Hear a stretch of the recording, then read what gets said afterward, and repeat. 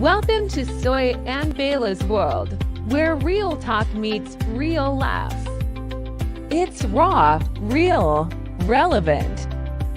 From trending topics to untold stories, we dive deep, go off script, and say what you're really thinking. Whether it's culture, chaos, or candid combos, we're here to keep it raw, real, and ridiculously fun.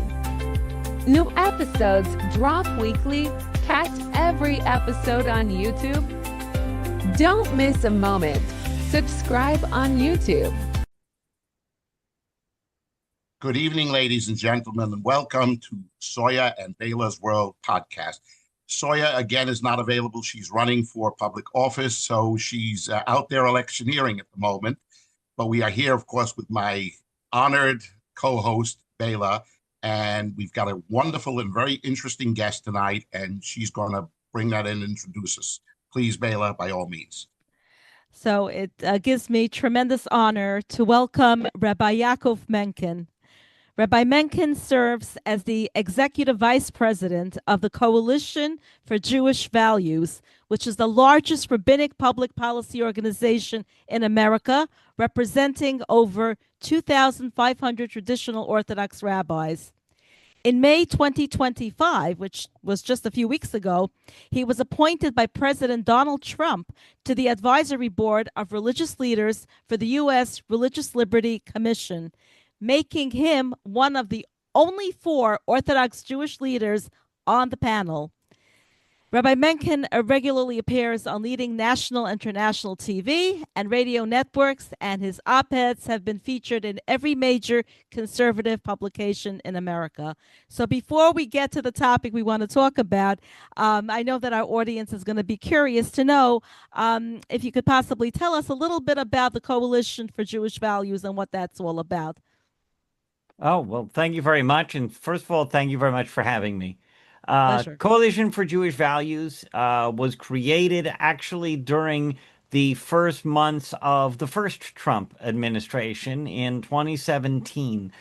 It was a reaction to individuals on the Jewish left, progressive individuals, claiming that their own values, their own progressive thinking is Jewish values. And whatever they say is what the Bible says. And of course, they were busy promoting ideas which go directly contrary to what Yiddishkeit actually teaches us. So it was time for a group of rabbis to gather together. And, you know, we got to 2,500 relatively quickly because there are certain things that are so basic. It doesn't matter if you're Sephardi or Ashkenazi. It doesn't matter if you're Yekka or Litvish or Hasidish. It doesn't matter which Hasidus. There are certain basics that we all agree on, because you can't open a Chumash and fail to notice Zachar and Nekeva bara Oisam. You know, something as basic as that. There are 2 genders, male and female.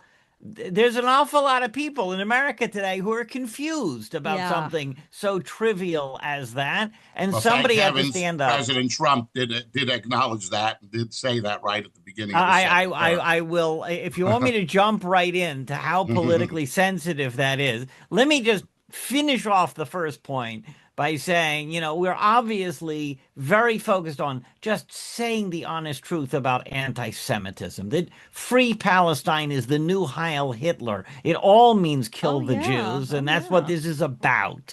You know, so we cover those issues, but we do the family policy issues. So, of course, those who are biblically focused amongst the non-Jewish community obviously gravitate towards us. The Frum community has an obvious natural interest. We're always looking for more rabbis. We have a rabbinic circle. And anyone, if you learned in yeshiva, especially after marriage, for 3 days, it doesn't matter because they called you rabbi. We're not looking for smicha certificates. We're looking for guys who know how to learn. Because if you do know how to learn, you know that boycotting Israel is boycotting the Jews, and boycotting the Jews is anti-Semitic. There are certain things which are so debated out in the public sphere and so obvious to us in our community that somebody had to be standing up for that basic Pashup shot, really simple things that we all know to be true.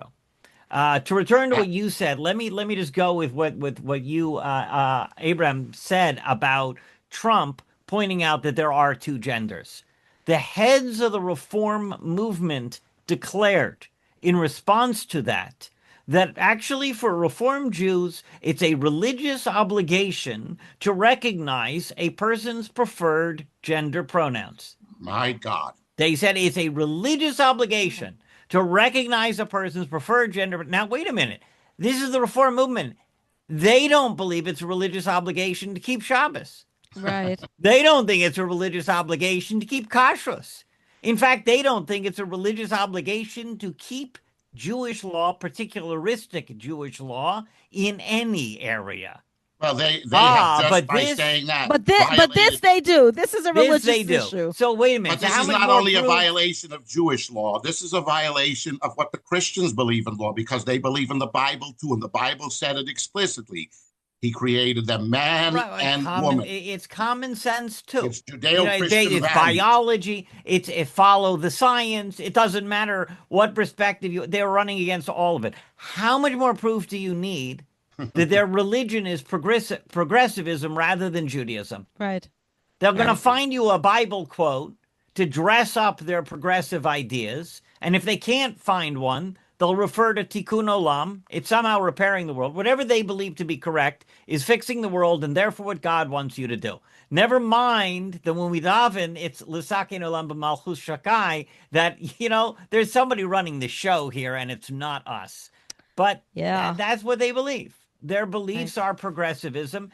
And because there was no organization in our place speaking out for what authentic Jewish ideas are, the average non-Jew thought that all Jews are progressive, that all Jews believe in this nonsense. Because, the Aguda, the OU, they're worried about things like, they're fighting for important things like synagogue security and funding for kids' education and security funding for our schools. They can't afford to, at the same time, get into an argument with other, with erstwhile allies on things like school funding, because they're going to talk about what marriage looks like. Right. So somebody has to talk about what this looks like in the name of the Jews. Right. And according to a women's organization, actually, we are the only Jewish organization on the national level fighting to keep men out of women's sports. Okay. Wow. Okay. Because all the other, they're going to wait until it's men in the women's side of the shul. We've already had, very sadly, a case in New York where there was a school where there was a certain woman who was teaching in the school, and they discovered that woman isn't. Yeah. Rabbi, that's very impressive, and it's great to know that you're out there. We have an organization as this, and since we, as a podcast, and back when we were still a radio show, we had a radio show for 2.5 years. I know about it. We were the flagship program on Zeb Brenner's radio network. That's what we had. Some big wigs, actually. We had everybody from Senator D'Amato to what do we got now? We had the biggest. We had some very, very respectable big wigs as well, in addition to you, Rabbi. Chopped liver. God forbid. But Rabbi, so since we cater to a mixed crowd, this is what you're talking about is fundamental not only to real authentic Judaism, it's fundamental to the Judeo-Christian values as a whole, to authentic Christianity as well, to authentic Christians that actually are Bible-believing and Bible-practicing Christians. So it goes if we're giving Zeb Brenner a shout-out, which he does deserve. I'm not giving a particular shout-out. I was actually a radio host. Okay. In the very early days, I have an organization. We do Kiruv. It's now 99% online. We're responsible for Torah.org and Torah Media, other Jewish outreach and education websites. And when I was just started, one thing I did to popularize the program, I said, gee, let me do a radio show. And he had he had a brief stint where he was managing a radio station called WLIR in Rockland County. Yeah, I remember that. And I was one of his hosts on WLIR for several months. That was Well, after we had our own program. that was after Rabbi Spivak, I imagine.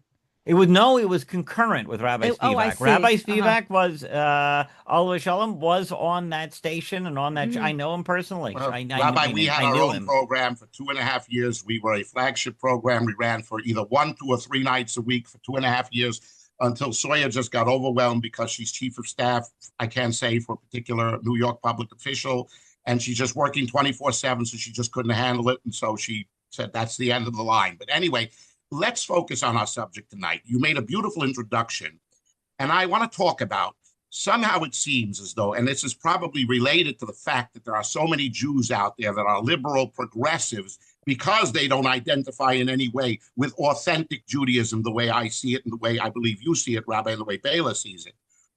It seems to me as though the Muslims are winning the war of public affairs. They are ahead. They're coming out ahead in every way. Public opinion. Public opinion war, right, excuse me, public opinion. Everything that they do, they accuse the Jews of doing. For example, colonialism. Let me just put a word out there. Now let me read the actual definition of colonialism. Colonialism is a practice of domination where a powerful country or nation establishes and maintains control over another country, territory, or people. This control is typically political, economic, and often involves settlement of its citizens in authorized land. Now, let's take a look back for a second. Colonialism. Who owns the land of Israel? Who received it originally by the owner of the entire world? God himself, not the children of Abraham, Ishmael, the children of Abraham, Isaac, and Jacob, the Jewish people, who have had a presence there for thousands of years, predating King David and his Davidic dynasty, predating that yet, and has not had it has an uninterrupted presence that has gone on till today. Prior to 1948, there have always been Jews on the land of Israel. Who has been there on the land of Israel all along? Okay, it was granted by God. It has always been ours. It has always belonged to the Jewish people. Okay, given, and the deed is there in the Bible, in the Torah. The deed is written in black and white. Now, it's interesting how the so-called Palestinians, and I always refer to them on the radio, so-called Palestinians, because let's talk the truth, Rabbi. Palestinians had not existed prior to 1964.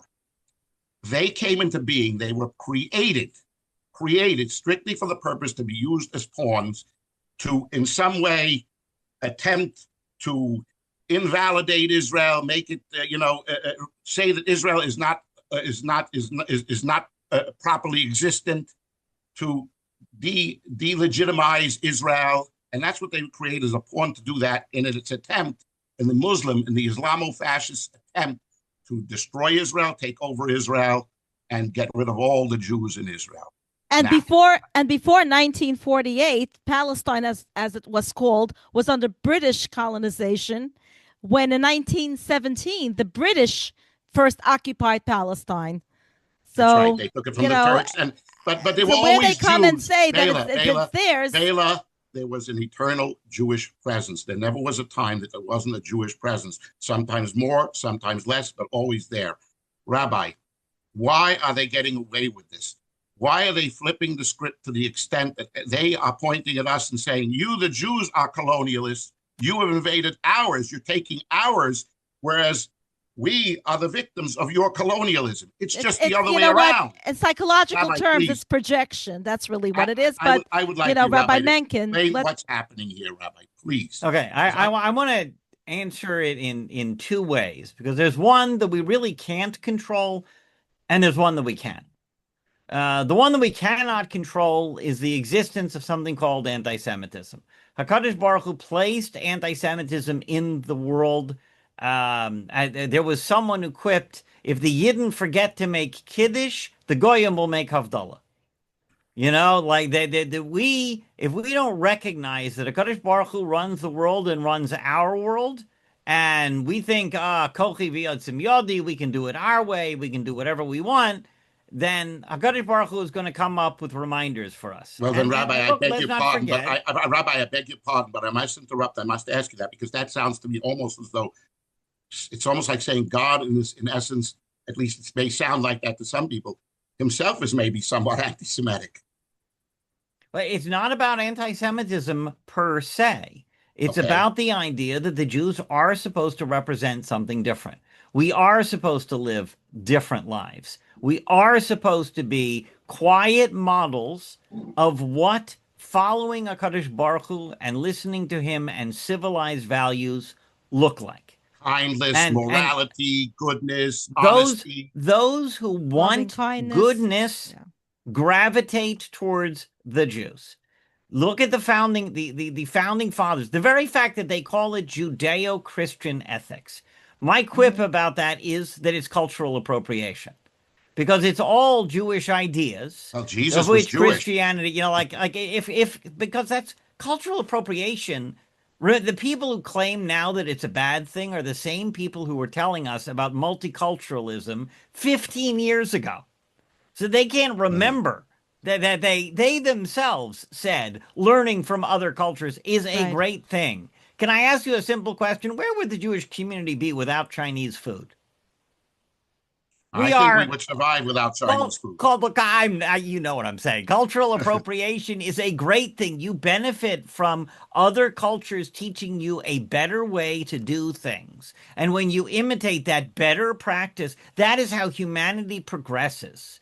If you really want progress, you take the best ideas from each culture and you move forward with those best ideas. You don't invent and reinvent and demonize the guys who are getting it right. And in fact, if you go to the founding fathers and the values of a first world civilization, things like respecting the rights of every individual, saying that no individual is above the law, that every human life is sacred, and that peace is superior to war. All of these things are the values of the Jews. They're the values of the Torah. They're not something that somebody came up with sitting in a hut somewhere. It's what HaKadosh Baruch Hu gave us. This is right there in the Bible in black and white. And in fact, the founding fathers refer to Sefer Dvarim, what they call the book of Deuteronomy, more often than any other book, because it's the source of values and understanding values. You get it from Torah. And that is why, that is what Yiddishkeit stands for. That is what Yidden are supposed to do. That is what Yidden are supposed to model. We are supposed to be a light unto the nations. That's it. Exactly. Right. It's not about being superior to the nations. It's about being different. Rabbi, pardon me. Now I want to go back to part B. What about this flip of the narrative, which seems to put us always on the defensive end, whereas I believe we should be going on the offensive? Well, part of the problem there is simply that, the Jews being their own worst enemy, and this tendency. What do you mean by that? It's even described in Tanakh, the Yidden who do more damage to Yiddishkeit than anybody else. The burning of the Talmud. Do you think the Pope actually knew what it says in the Talmud? He needed an apostate Jew to come lie to him about what the Talmud contained for there to be a decree for the burning of the Talmud. Right. A huge loss to Yiddishkeit, and it was created by a Jew. That is how this stuff works. And Bernie Sanders, others. Besides the fact that you have Jews working against our best interests, the fact of the matter is that because we have morals, we tend to be too nice. We don't call them the barbarians that they are. We don't call them the Nazis that they are. Ilhan Omar is an actual Nazi. Stop pretending otherwise. Maybe we should. Maybe that's no. That's it. I'm saying more than perhaps we should. I think we definitely should. We should. And the fact that we allow this stuff to fester, the great Jewish organizations are supposed to be protecting us. The first time that you had a university teaching a course about Palestine was the time for all the Jewish organizations to call upon the government to stop providing federal funding to that school. Sure, that never should have been allowed to fester to the stage where we are at now. Because the whole narrative, Israel has never been at war with Palestine. To go back to the history of Palestine is nothing more than a European colonialist name for the Jewish homeland. Equivalent to the Chronicles of Narnia, if you remember that. Well, it is. Look, it's derived from the Philistines, who were an uncultured people, who were there. Philistine actually, it comes from Palestinians, so-called Palestinians, are not descendants even of these Philistines. Let's go through the whole picture here. Please. Lefalesh, a Pelishtim, was an invader. It means invader. Some say it was ancient Greeks who had come over and invaded Canaan, the homeland of the Jews, and started to take it over. And then, when the Greco-Roman colonialists, when they came and invaded the Holy Land, they used the name Palestine specifically to disenfranchise the Jews from Judea, Yehuda from Yehudim, Eretz Yisrael, Am Yisrael, all of these things. By the way, the world's largest, most obvious monument to hatred and bigotry is what? The Arch of Titus. In Rome, they celebrate the destruction of the temple, pillaging of the temple, the enslavement of the Jews. Right. We mourn we mourn those days, and they celebrate it. That monument is nothing more than a monument to hatred and bigotry, but it's against Jews, which is why nobody calls for it to be torn down. But that's what the name Palestine stands for. That's what the name Palestine has always stood for. When they and by the way, genocide. You are one thing, Abraham, you are wrong about one thing. There definitely were Palestinians before 1964. There was a Palestinian Talmud. Who were the Palestinians when the Palestinian Talmud was written? Jews. My mother was born in Israel prior to 1948. Your mother had a Palestinian passport. Exactly. A Palestinian in 1930. When I already did the Gemara. There was a Palestinian Gaonate. Right. There were the holy cities of Palestine.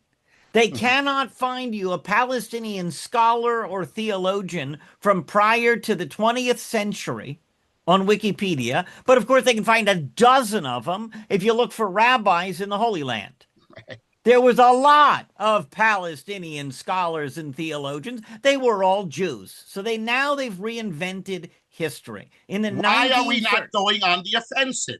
In the 1930s. Why are we not taking that mode? In the 1930s, the Palestine Post is today's Jerusalem Post. Miss Palestine spoke Yiddish. The Palestinian soccer team spoke Hebrew. A Palestinian meant a Jew. In fact, in 1945, Palestinian goods were the things that the Arab League boycotted. So a Palestinian did not mean an Arab until Arafat reinvented history in 1964 with the help of the KGB. And people don't want to hear history. The problem is they will go with a completely unrealistic and ridiculous version of history. And by the way, I've spoken about this on campus. They're absolutely convinced, some of them, that the Israelis are the genocidal actor in this. Rabbi, pardon me. We're running a little low on time. Why can't we flip the script and go on the offensive? All the United Jewish Organizations, we are not the colonialists, they are the colonials. We are not genocidal. They are genocidal by trying to wipe us out from the rivers of the sea. I think some of the organizations are addressing that.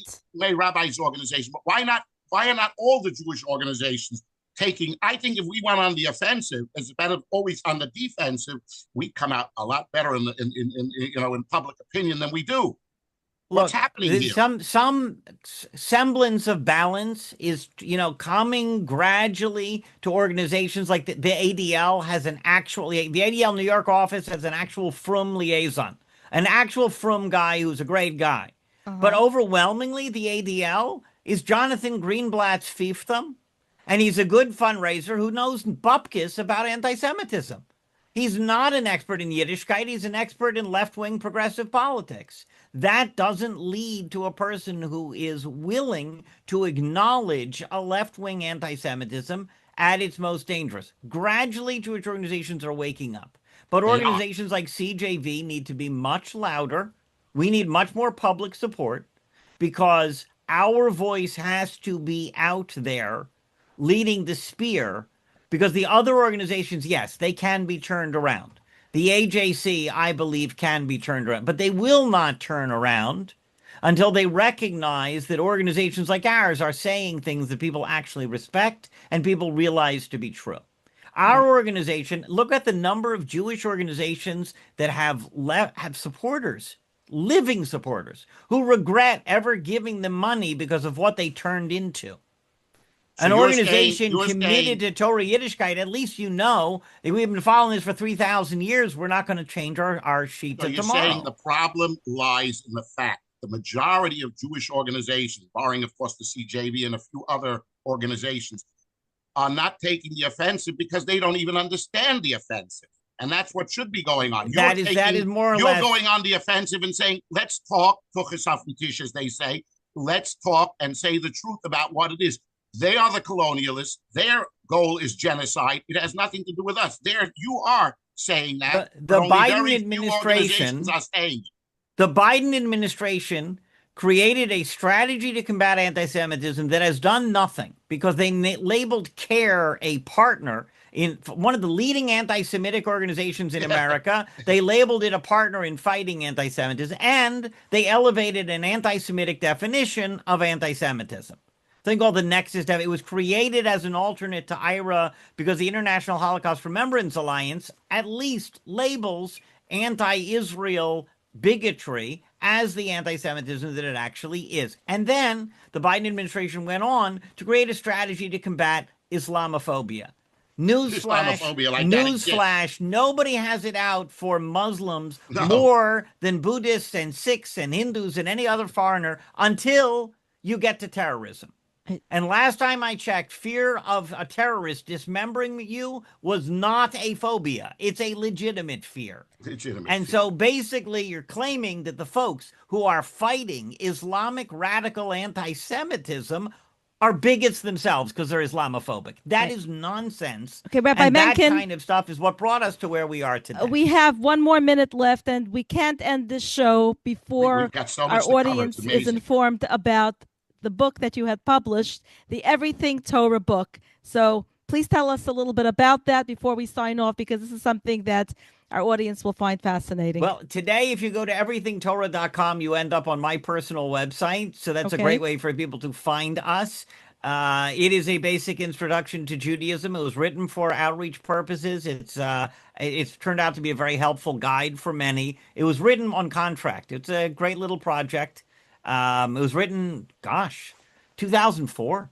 So quite a while ago. But, find us at CJ Values on your favorite social media or cjvalues.org. And I am personally Y Menken or YaakovMenken.com, just like, that's where everythingtorah.com will lead you. Right. Okay. Rabbi, it's been an honor. I just want to see if to finalize that I understood you correctly.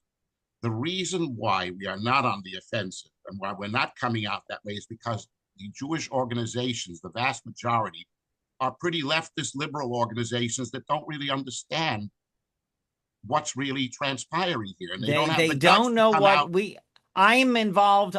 I happen to be a graduate of Princeton University. The show is going to shut down, so we need to finish I became a Baal now. Tshuva, but I'm watching other Jews, unfortunately, not get how serious this crisis really is. Rabbi, it's been an honor, and we hope to have you again really soon because there's a lot more we have to cover. All right. Thank you so much. Thank you, Rabbi. Thank you for having me. Good night, ladies and gentlemen. Good night. Thank you.